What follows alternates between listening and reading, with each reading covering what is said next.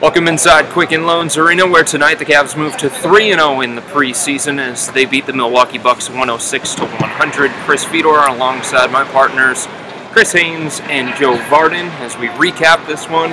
And Chris, for the Cavs, missing LeBron James, missing Kyrie Irving, missing Tristan Thompson, and they still score 106. Who needs them?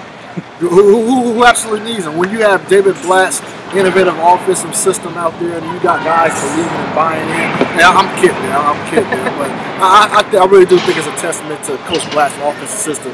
Where you got guys spread all around the court, it's just so much spacing for guys to attack, and I think Dion Waiters was the prime beneficiary of that, being that he had the lane at his disposal, be able to create, get to the bucket, and that opened up his outside game. Kevin Love started that whole sequence off with his three-point shooting. You had to be aware where he was at, and doing that, they lost sight of the other guys.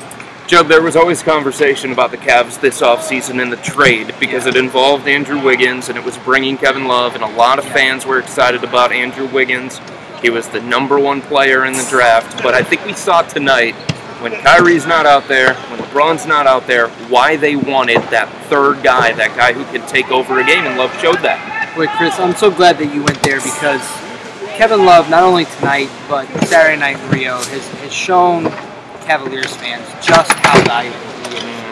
I mean, until he bumped his knee tonight, he had eviscerated opponents in the last 2 rounds. I mean, it's really, he's playing at a higher level than virtually everyone else out there right now. And I know it's the preseason and it's way early, but he, I mean, has shown himself to be a tremendously valuable piece. And Chris, you mentioned Dion Waiters. What is Dion Waiters' role when Kyrie, when LeBron, when Tristan, when all of the pieces are there? When all the pieces are there, it's going to be a little bit limited compared to what he was doing tonight. But what he has to do is make sure when he's asked to do something, what that means, if the ball comes to him, he has to shoot the ball, period. There's not going to be many opportunities for him to create an offense. You got LeBron James for that. You got Kyrie Irving for that. So it's going to be his job to make sure he finds his spots on the court, find the open seam, and when he gets an open shot, shoot the ball. Don't put the ball down on the floor and start getting your team into trouble. Now, he's been able to do that. I've been very impressed with him playing alongside those guys and showing that, hey, I can play my game, and I also can play the game that the team needs me to play.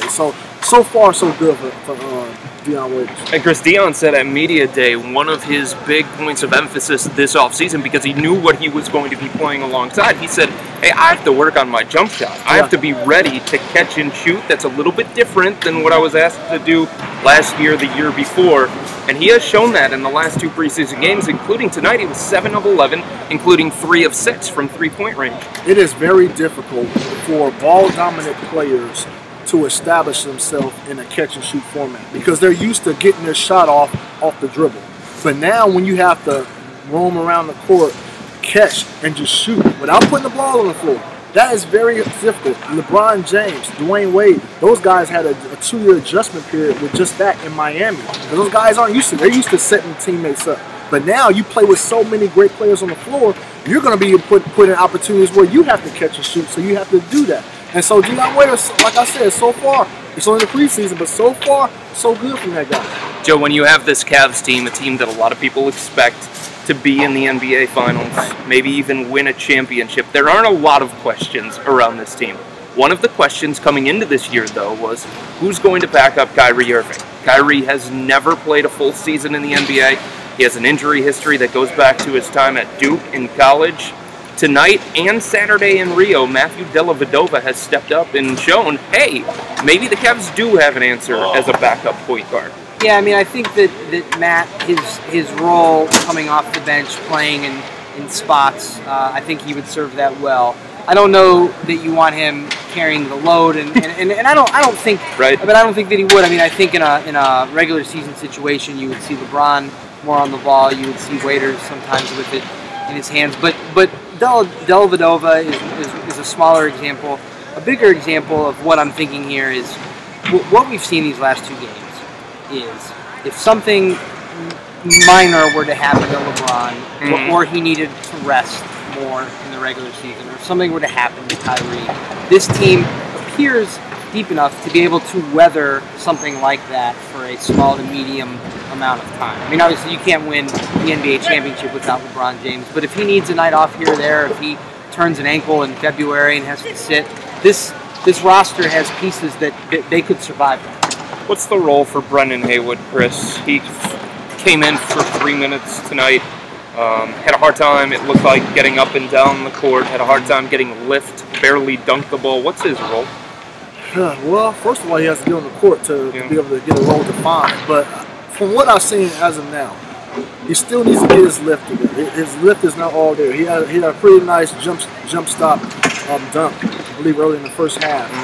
But he was winded. And I talked to him before the game today, and he said he's never missed significant time like this before, and so his wind has never been in question. So right now, he's just trying to get his conditioning up to par. But I really do think this, Chris. I really do think that when he gets himself together, gets in shape, gets his lift back, I really do think he'll be a solid contributor to this team, because they really do need probably that third big man. That third big man in the league is probably as important as you need that third point guard on the roster. So, especially going up when you start playing playoff teams, when you need to give away fouls and get even to the finals, you're going to need some bigs out there to get some minutes in. And I think Haywood, I really do think he can get that done.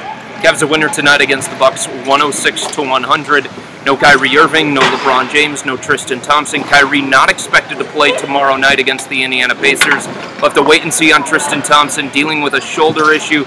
LeBron James arrested tonight. He is going to play tomorrow in Cincinnati, and that's a big lift for the city of Cincinnati, Joe, because I know I was getting emails, I was getting tweets, people saying, wait a minute, is he going to play now? We don't get to see this guy very often. Well, the Xavier University had 3,000 out of the 10,000 tickets to sell.